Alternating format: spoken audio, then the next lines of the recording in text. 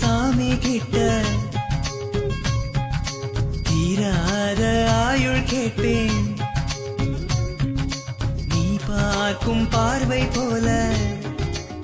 ஏமா பெரியவங்க யாரும் இல்லைன்னு சொன்னீங்க, இதெல்லாம் யார் செஞ்சீங்க? நீங்களா? நிலத்தினிலும் நிம்மதி வளர்த்திடுவே, அம்மா நீ கொடுத்து வச்சோம்மா. நீரினிலும் தாய்மையை தந்திடுவே, உலகத்தின் மீது நான் மழையாகுவேன்.